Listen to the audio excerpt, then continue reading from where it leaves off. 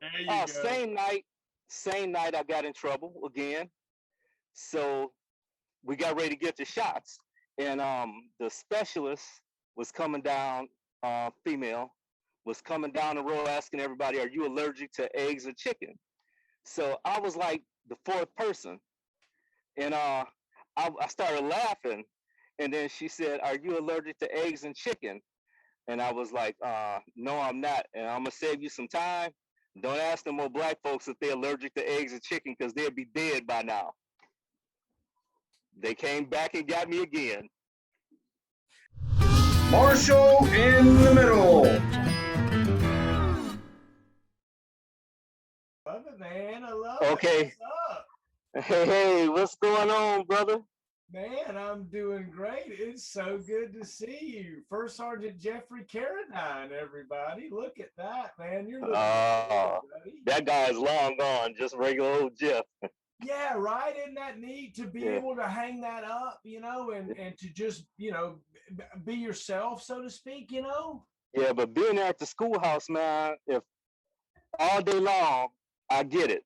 First sergeant, first sergeant. That's respect, though, man. And That then, yeah, all of our lieutenants and all that, they all colonels and generals now.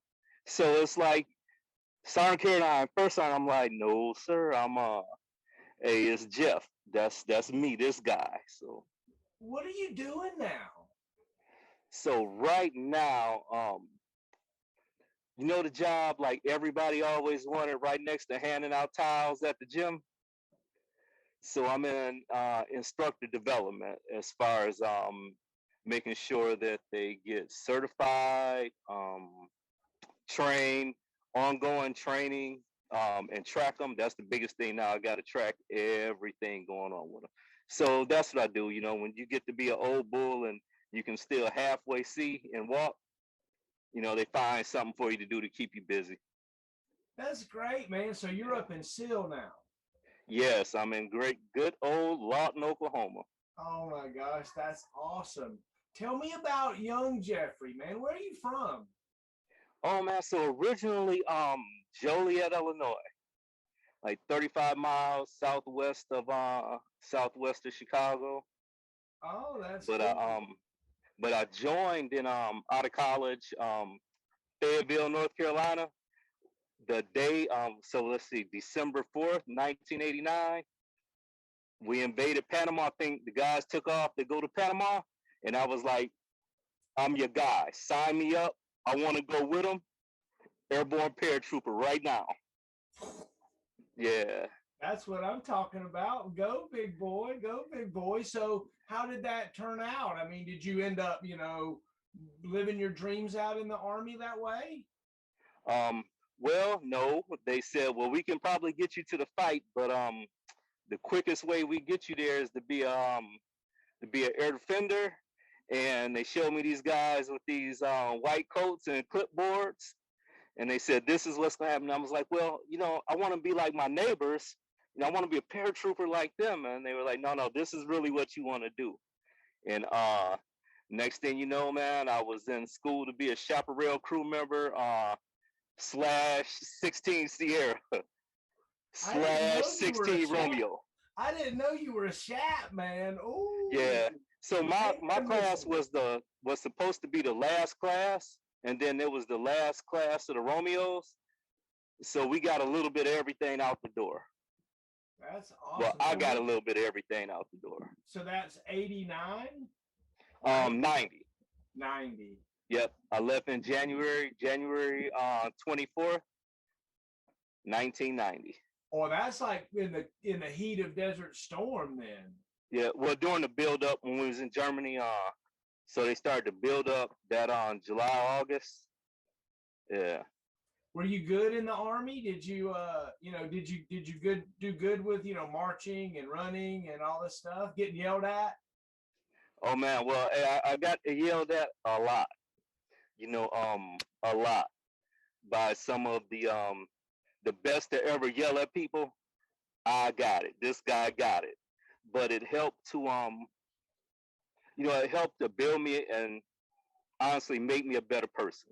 and I understood, it was a situation and it wasn't me all the time. Some of the time it was, like I was that private day one in reception where they say, private, write down everything on that board just like it is. And yeah, I did it. Private John Doe 123 USA Street. Yeah. So yeah, that literal. Yeah. So Hold yeah. on. Okay, so you got to tell that story, right? So you're in the little reception, and you dare to fill out the paperwork like that, right? That's what you're telling me. Hey, the drill sergeant. They. I was told do exactly what the drill sergeant saying. You'll be all right. I'm like, so cool. I got it.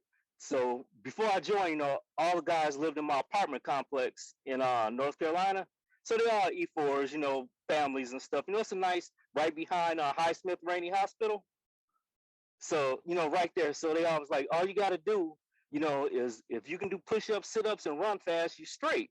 And I was like, oh man, I can do that. I'm a college athlete. I got that part. And they said, just whatever they tell you, just do it. Don't ask no questions. I was like, got it. So they said, privates. You see, so it was all up on a big board, on the form. And they said, put in the information just like it is on the board. I looked around. I was like, not asking no questions. I wrote it down. Private John Doe 123 USA Street. So yeah. Okay, so what happened? What did the drill do? Who was it? Oh man, so I ended up running into him, man. It was crazy. These were the reception drill sergeants, but so I got all the attention I ever wanted from like about 12 of them at that point. They was giving me the business with the hand, full extended, And Didn't so you with the brim? Yeah, like pow, pow, and I was like, yeah, I got it.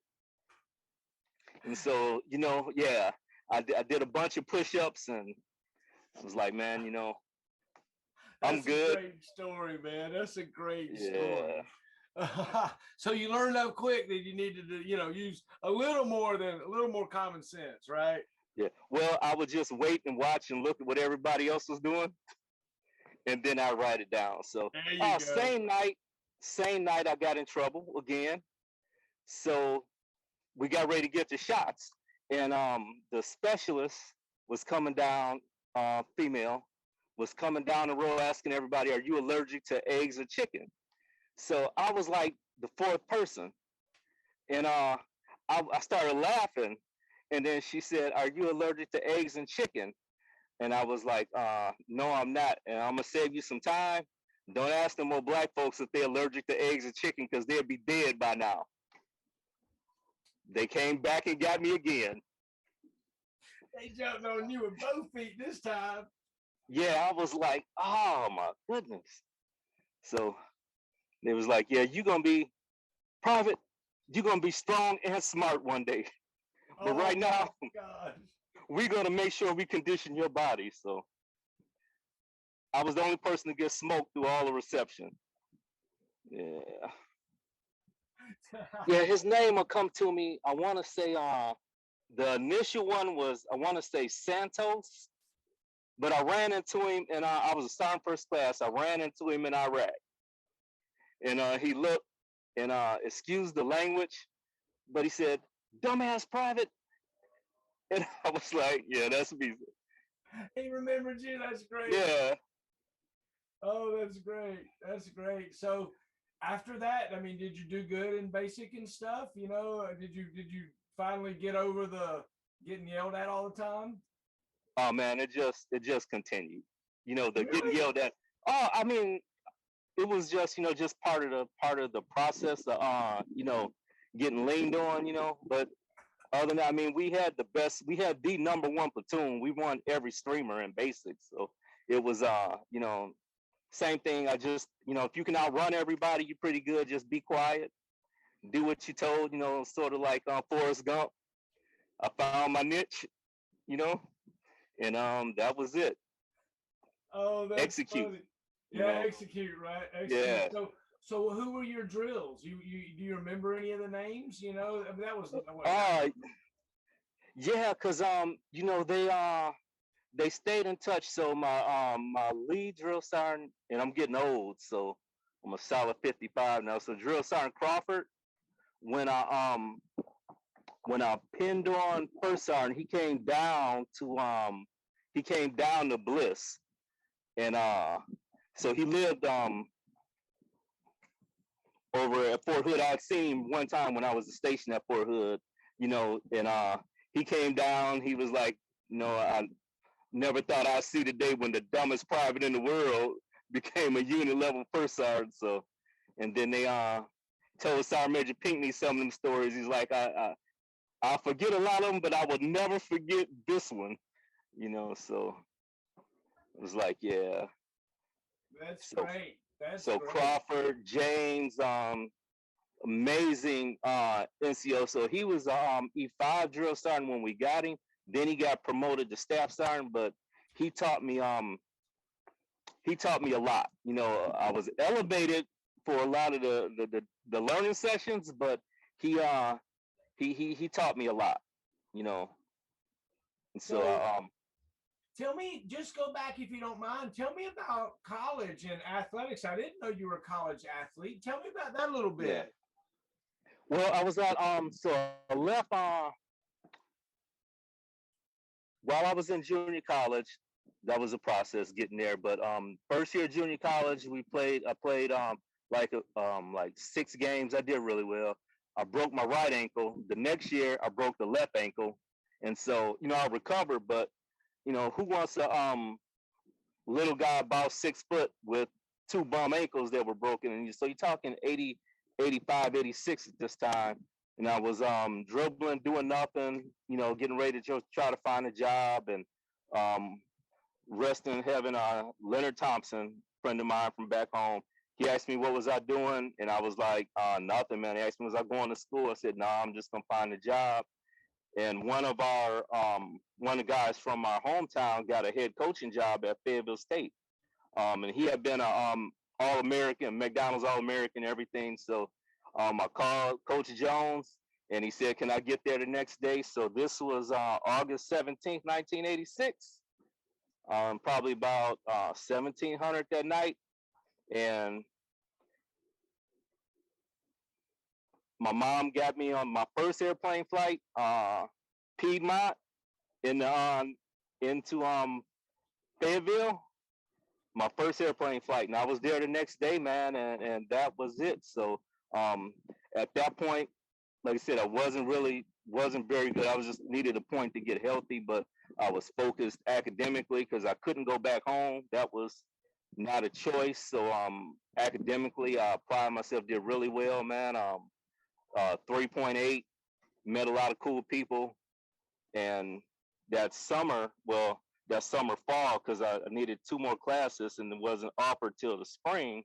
So that fall, while I was working Biswanger Glass internship, I was working Biswanger Glass, and so I worked right there. I live right behind Highsmith Rainey, and like I said, all the guys, and it was either interns, a few like students like myself, but most of them were E4s because it was a pretty decent place, newly married E4s, and they every weekend they bought the beer, go outside, we sit around, play music, but they always bought the beer, all had nice cars. And I was like, man, I want to join the Army and be like y'all. They said, no, stay in school, do your thing. And then that day, I got up to go out and go for a run, as they would be going PT, I'll get up, go for a little run, and they was all rucked up. And I was like, where y'all going? It's like, well, no, man, we'll be back in a couple weeks, maybe longer.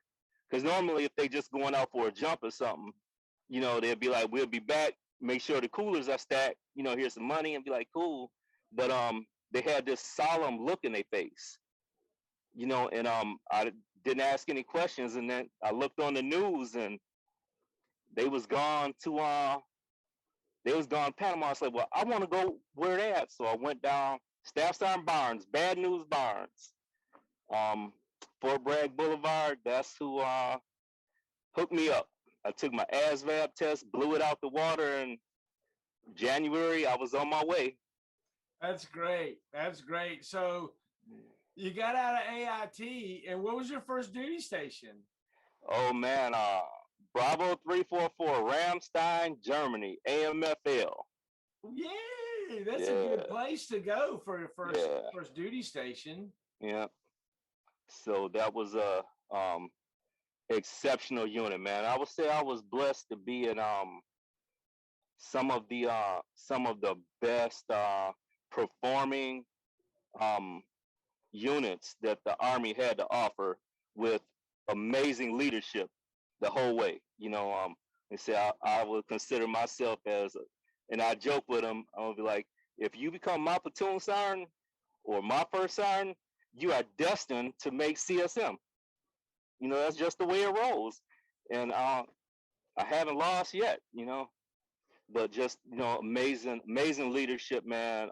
Great lifetime friendships and relationships. Were you a single man back in this Yeah. when you were over there? Yeah. Yeah. Did you find you enjoyed going out on the town and going around and that kind of thing, the nightlife and stuff? It was pretty cool, man, but we didn't wasn't a lot of time. We got a chance to go to fest here and there, but it was it was a lot of training, and then things kicked off, so it was a lot of details going out. So we pretty much, it was local, and being ready to do what we had to do. Fred's nightclub was right behind the barracks, so didn't have to go far from there. A lot of time at Fred's, huh? I got friends in low places with the whiskey. Yeah. I love it. I love it. So Yeah. what were you on a chat back then? Yep. That unit, it was so it was a composite as they were phasing out Vulcan. So we had Shaps, and then the Naval Force Stinger platoon. So bounced in between there, and then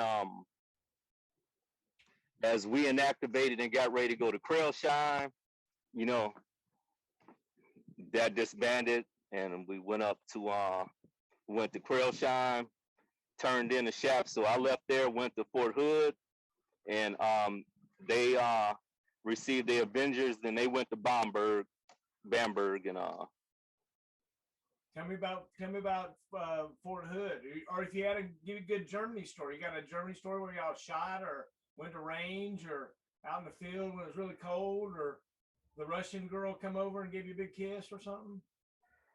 oh man, so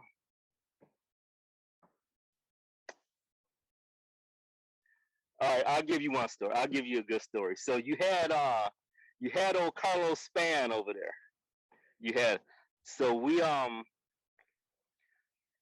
before I left, Roscoe P. Young, CSM, Roscoe P. Young.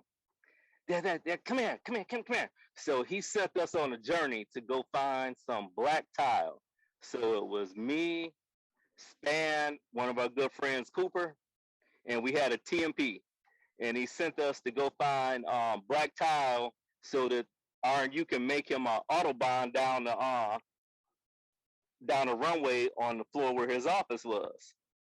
So we was like, all right, and he gave us the destinations for the different PX warehouses.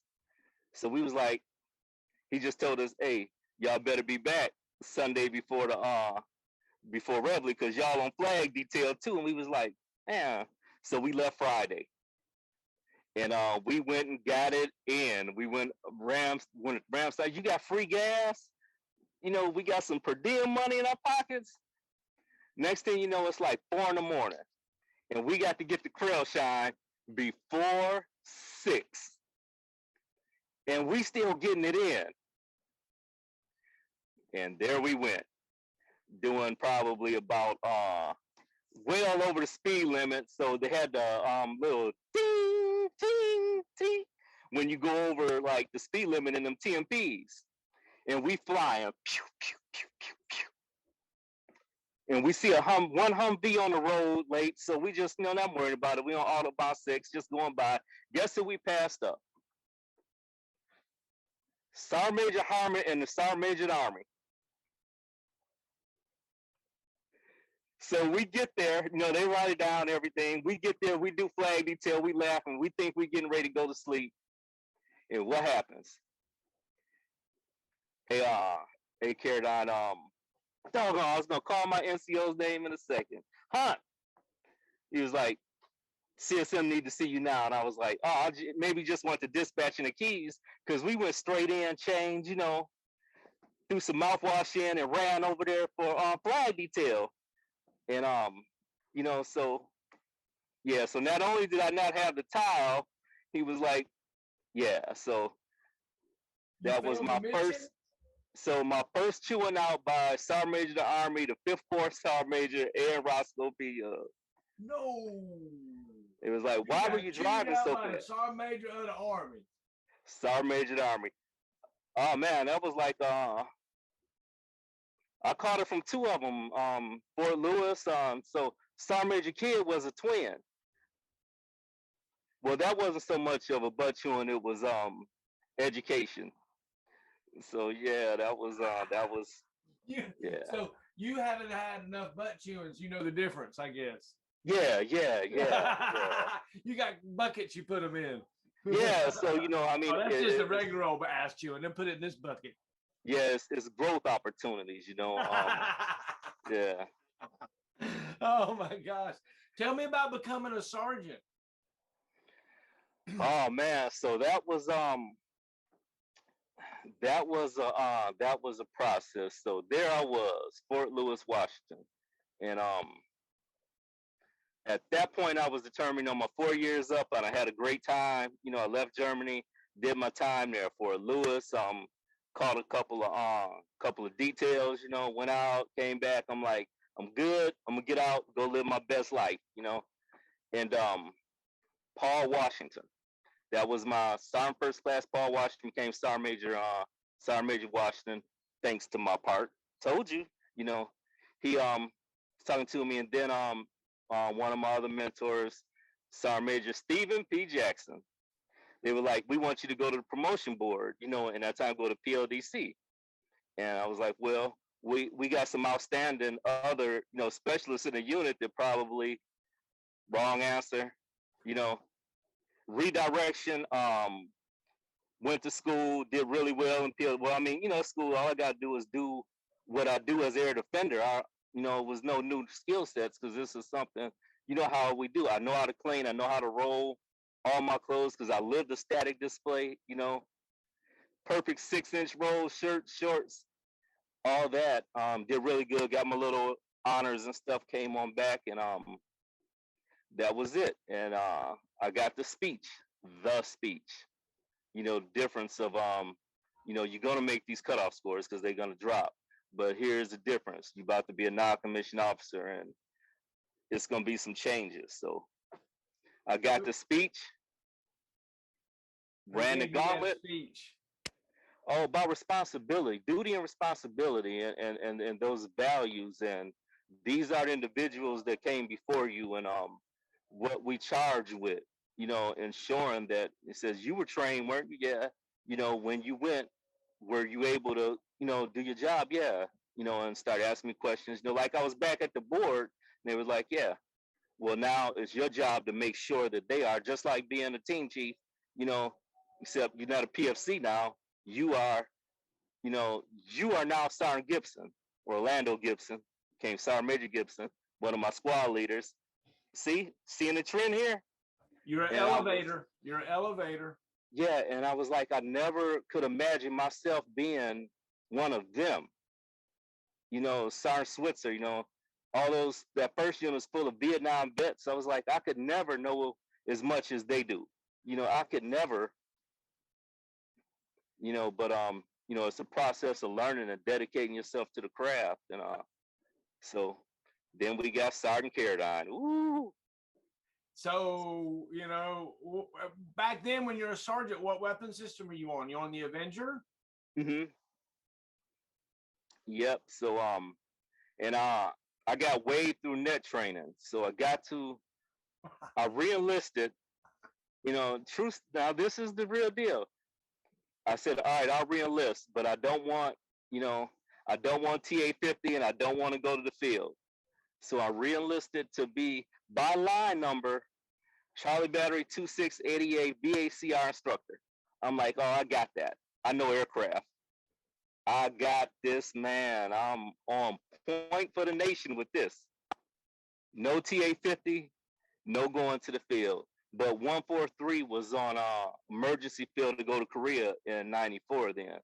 And I was like, but I re-enlisted, so I was like, I'll just go ahead and get out. Didn't go well. That wasn't a good conversation with the CSMs, and on the 143 I went. They said, when you come back, we'll get you any assignments you want, but they need manpad members in the unit. So I was like, cool. Went there, we got in. I didn't want me and my guys to lose our skills being in the Patriot unit, not doing a lot. So we volunteered to go up to I said, can we go up to 5.5 and train with those guys? So that was my first Sergeant Major Rowland experience, and Sergeant First Class Wiggins was a platoon sergeant. Sergeant Major Joseph, an E5, he was our section chief. You seeing the trend here? And so it was Private Atkinson, and he works as an instructor now. And I got it. That was my first time being on an Avenger. And he was like, well, Sergeant, I can teach you if you don't mind learning from a private. I was like, hey man, let's do it. 3 weeks out in the field with him, I was a subject matter expert. Came back, I'm like, I'm Avenger type. Now, being dismounted on that Bradley up there with Roland, that was another story.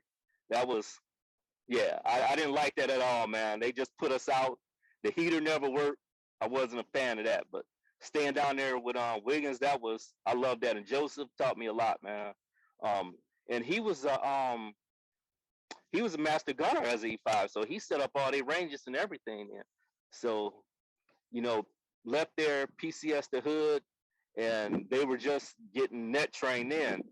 And I was listening to him, and I was like, is there any way you can test out of this? So, man, I can't think of that Sergeant First Class name. He says, you think you can test out? I said, yeah, I can do all the 5 battle drills right now. And he was like, all right, we did it. Went 5 for 5 on the THT, answered every question. I'm like, man, I got real-time practical experience. And I tease Atkinson about that now. I'll be like, teach them like you taught me. And that was they waved me off. That's great. I became a 14 Papa Yankee too. Remember all those letters we used to be, man? It was like, do you have this identifier? Are you hotel certified or something like that? Yeah. I was like, man, I was like, I just, show up to formation 15 minutes before and I'm straight. That's half the job. So tell me, yeah, you're right about that a lot. Yeah. So tell me about, your first squad, or tell me about a team that you led that did y'all accomplish something you're proud of, Oh man. So having that Forrest Gump thing, and so we've been doing that for a while, being humble, the accolades, individual accolades, all the other stuff I didn't. But what I'm most proud of, the section, so we had Sergeant Gibson, Chaparral. So Sergeant Gibson was he was a squad leader. I was a senior gunner. Lemsky was the commo guy, and Specialist Cho was the driver. And we went through our first drill. They threw us together like a week before we went to battle drills, and we were like the bottom crew. And that's not a good thing. And they said, like, so Sergeant, we're not gonna hold this against you. We just threw a crew together, And I had never been a senior gunner at that point for Chaparral. So we studied and worked, man. We even, we got together on the weekends and went through dry run through our, me, Lemsky, and Cho. We all lived in the barracks. We dry rail. So we went from there to number 1 by far in the battalion. Got our name on the plaque. meaning we got to go to the lunch line. And lunch, you could just walk in front of everybody because you like, hey, I'm Top Gun. We did the last night live fire for Chaparral. I didn't know we were another one. I didn't know we were live wired to the stadium. So this is the last live fire. They getting rid of the system. Turning it all in. So we go through the drill, and Secretary of the Army is there. Everybody's out there. So this is when Bruce Willis movie was hot. So we go through. Bat come off the rail. Me and Sergeant Gibson go through. I like got Tone. Missile away, rearm, reacquire. And I say, yippee-ki-yay, MF. And I'm just thinking I'm talking to Sergeant Gibson, but that goes out to the crowd, and the missile, goes the wrong way. Then it, dramatically like, pow, takes off and hits it. Evidently they go crazy. My platoon Sergeant Jackson was he was the first sergeant at the time, so he was sergeant first class deal. So they came, they was giving me the business, saying, I don't care if you are Top Gun, you going on bat detail tonight. I was like, oh, not bat detail. So we went over there. They called. They wanted to see the crew up at the grandstand. So everybody, man, I had a pocket full of coins. That's Secretary of Army was like yippee ki took pictures. It was in Soldier magazine and all that. But I was that was my I would say that was probably one of the proudest moments I was for Sergeant Gibson, because he cared, and he really worked hard, and Lemsky, that hurt him. So that was his first drill, and to come from there all the way up, it was a good feeling. It seems like I get story after story where soldiers like you feel like you're the underdog, and because of that, you really come together and build a team and really go out and accomplish the mission, right? That's the spirit. That's a great spirit, Yeah. So tell me, were you good with your weapon, and good with throwing the grenades and all that stuff? Yeah, that was that's part of athleticism and just doing, throwing my couple of grenades. And when we used to do it annually, that was pretty good. Just just in the back of your mind, like, even a superior paratrooper like yourself, don't drop it, don't drop it, don't drop it, don't drop it. Yes, you just want to get through it. I was I say I was a decent marksman. Probably it depended where I wanted to place my focus. So if it was competitive wise, anywhere from 36 to 40, I stayed in there, because you couldn't go back shooting a 32 or a 28. That just wasn't gonna happen. Hey, I went back to the line a few times and shot, afterwards, because I was like, dude, I don't want to change badges on my uniform. Yeah, so I'm like, that was a important thing, and just the leaders that I had, we love winning. I love winning, but it was your best effort. Give me your best, and then I'll make the adjustments from there. But just give me your best, and like I said, your best is always going to be enough, and it always was. When about that time when I learned what it took to be a United States soldier, it's like, just give my best effort. That's what the American public is demanding of me. Tell me about a time when you looked around and realized that you were the grown-up in the room. Jesus. Ooh. Well, tomorrow when I get to work, I'm gonna look around and try to say that I'm the grown. No, seriously.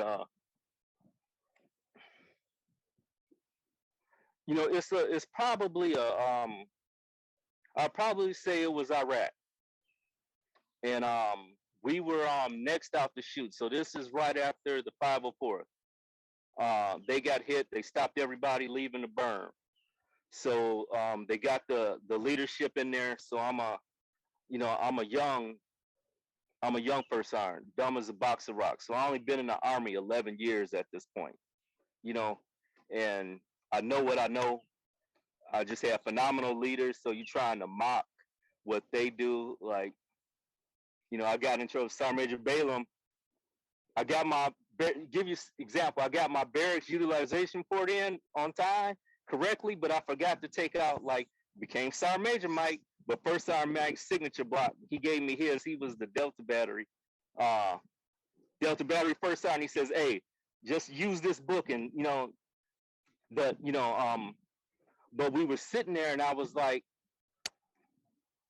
with a lack of guidance, but what made sense to me was, hey, we need to backtrack these steps. And nobody was taking action. So I would say, so Foley was a sergeant first class. We got promoted on the same day, September 1st, 2011, except he was a lot more seasoned. He had been in more years than me, and he was brilliant. He's a brilliant soldier. And 9/11 kicked off, and that probably triggered it in my mind that I really need to pay attention, because we were the only ones that knew how to respond. And I was like, okay, bring everybody in from the field, draw QRF rations, load up the comms, let me, I was like, wow, is this me talking, like making all these, checking with Foley? Everybody else is just like sitting around waiting for the other units, waiting to be told something. And our comms, we up running, we got our reports ready to send in. And, that was, so those two times, when, so Grudel and Charles, well, Colonel, they, same time, they started sending transmissions.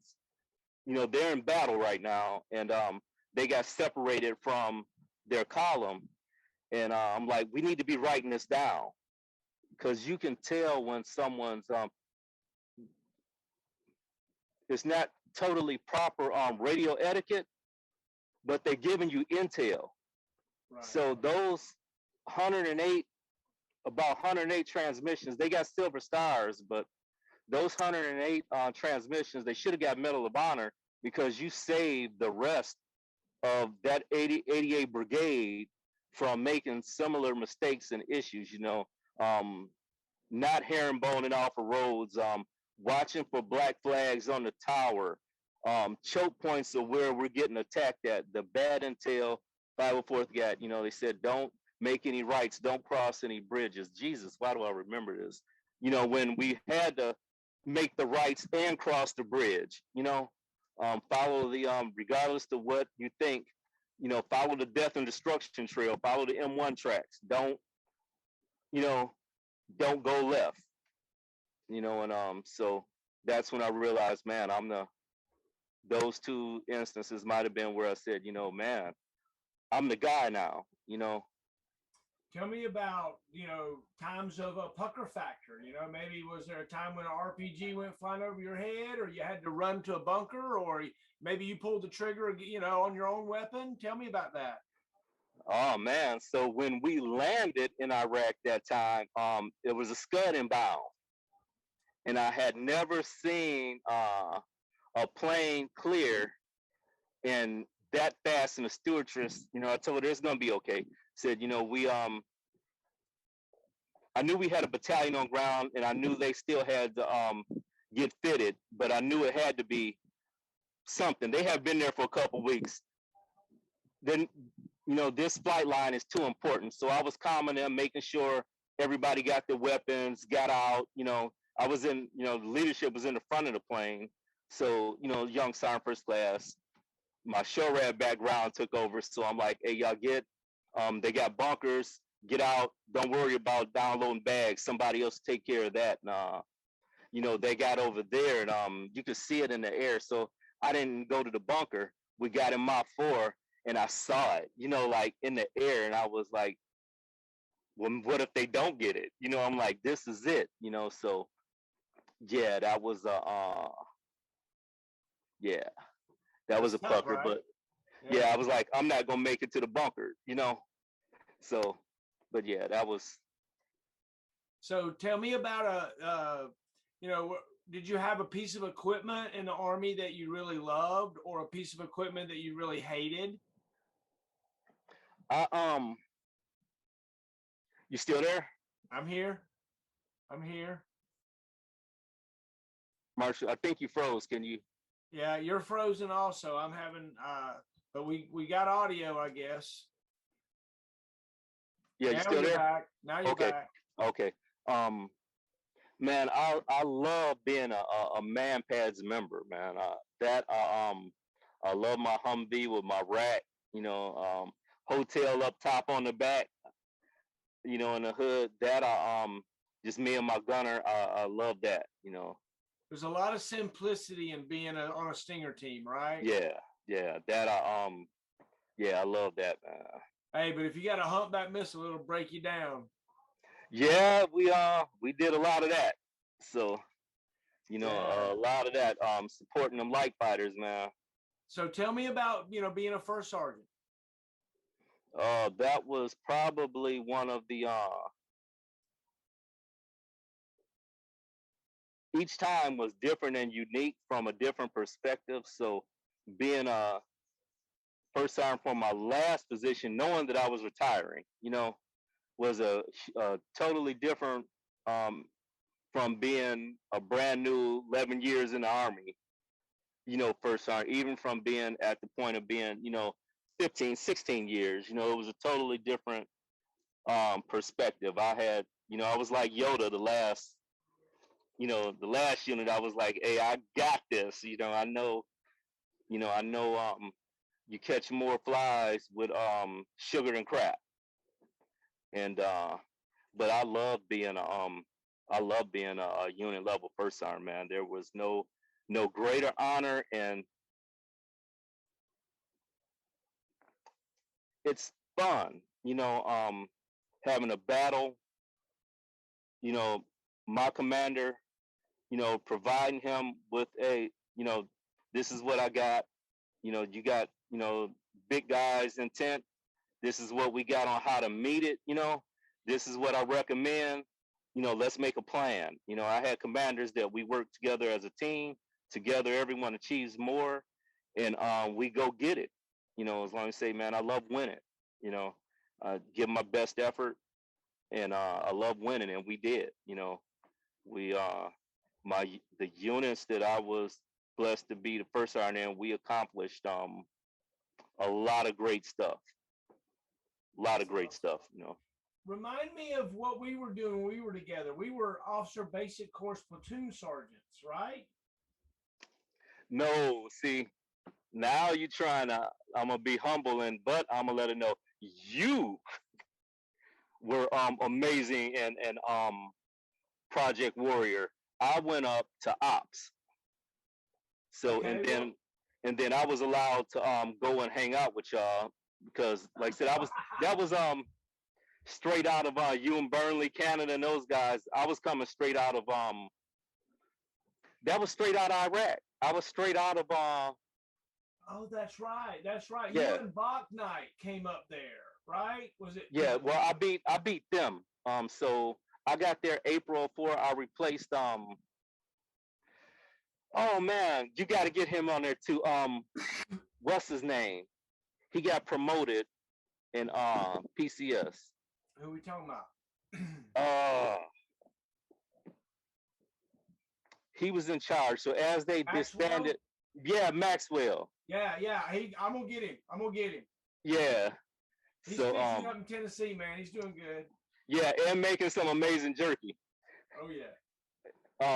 Yeah, so I replaced him, but you know, with the intent that I knew like Master Sergeant Johnson was gonna be coming in, and I was supposed to come down there with y'all. I would have been the first Patriot individual to come down that was qualified to go down there. So, but that all changed. I got to do a few leadership classes, but I just ran ops up there. Oh, So, okay. Okay. and before they ended the FTX, go out there with y'all for the FTX and try to get in where I fit in and watch y'all be amazing. You know, I learned so much, man. Oh my gosh. Think about the folks that we had back then. Burnley, Yeah. the officer corps was just absolutely amazing. Yeah. We had Canada was around. Yeah. Hey, listen, everybody that health didn't completely go south or they passed away and decided, to get out, everybody was on track to make general officer or be CSM. And Burnley is, post CSM, Okay. and you chose your family, otherwise it probably would have been you too, They changed So, the rules. They changed the rules when I was around, such that I had to wait another amount of time before I even got looked at. And I was like, either I go ahead and got out like at 22 and go ahead and earn some money, or I kind of waited and waited. And I wouldn't have been a battalion CSM until I had 27 years in the Army. With the way they were laying it out at that time, yeah, I was like, I gotta go. yeah. Well, they made some other adjustments, man, because they had to. They were Oh yeah. losing too much. We lost a lot of talent and experience with that year where they were saying that, and it really wasn't going to be that way. Same thing with me. I was like, I was groomed to do this, and but I was like, I've been away 14 out of 20 years. I've been gone, and yeah, it was a lot to say that, okay, we're going to send you to the non-res course and put you in charge. But so you mean tell me 2.5 classes going to graduate and come stand in my formation? Yeah, they're going to be like, hey, I'm glad you kept my seat warm. You got an option, S2 or S3, So, and the boys were 5th grade, and I was like, you know what? I really want to, watch my kids grow up, and so, no regrets though. I mean, I love the time I had, and with that being one of the best assignments that I had, I learned a lot, and I met a lot of great people. Brag on your family just a minute. Tell me about what you got around you. I looked at your pictures on Facebook. Yeah. So, well, they both graduated. So they're 22 and 21. And so a lot of guys, they remember the boys, they were little, running around in Germany on the Hot Wheels. And so Jabari, the oldest, he's on the spectrum autistic. And that was one of the decisions, I wanted to mentor him and watch him grow up. So he's graduated, starting his massage. He finished high school, played high school football. I was pretty excited about that when they said this kid would never even, be able to go to school. He got his degree and license to become a sports massage therapist. And so he's gonna run his own business. I'm gonna get him a truck and be like a big food truck converted mobile massage. The other one was play sports, basketball, football. Decided to stick with football. Um, he just retired from football this year. Still in school though. He's on tap to graduate at Bowie State University in Maryland. So that's all out of my pocket, but I'm okay. But I'm really proud of those young men. We like I said, the Caradine team supports the Caradine dream, and a lot of my Army family mentored, and it's been a team effort. Yeah. That's So awesome, man. It is so good to just see your face and see your smile. All those times we had, in the early 2000s. Just sitting around and telling stories and leading troops and leading lieutenants. Who do you remember were some of our lieutenants that came through? Do you remember any ones that were super special? Yeah. So now let's go back. You remember Lisa Bartell, brigade commander.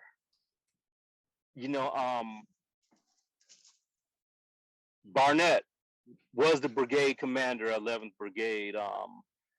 The last group that we took to the field, those guys. So you had John Williams, John Barlow, a couple of those guys. They're all lieutenant colonels now. So I see them, especially being here. They float through, and we get a chance to, see them, and it's real rewarding that they'll remember everybody by name. Sonny Thompson, like, man, that was the biggest dude I ever saw in my life. And they talk about you guys all the time. And one of the what I loved and I learned that you all were so cognizant that life and death decisions are going to be made from the foundation that y'all were teaching them. And like I said, these troop leading procedures, MDMB process, it's important that you understand it and you can use it. And they talk about that when we ask. It's like, man, I never forget that. But that was a special group of people because everybody cared. And that goes from Colonel Carl all the way down. Everybody there, they cared, and that makes a difference. Big time, big time. Part of what I'm doing here is I want to get you saluting and report and sign out, and I want you to call your unit to attention. See, I asked you, was there a test? Hey, come on, that's not a test. That's not. So how? Let me see. Do I need to go to the computer? No, dude, just come on. So it's easy. Just however you want to do it, whatever's comfortable. You can set the phone down, or just whatever. Okay. Woo! Ah. All right, I'll hold it right here. So, battery attached. Present.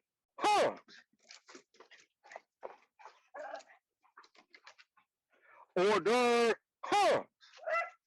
At ease. All right, listen up. 2 minutes. 2 minutes and I'm out.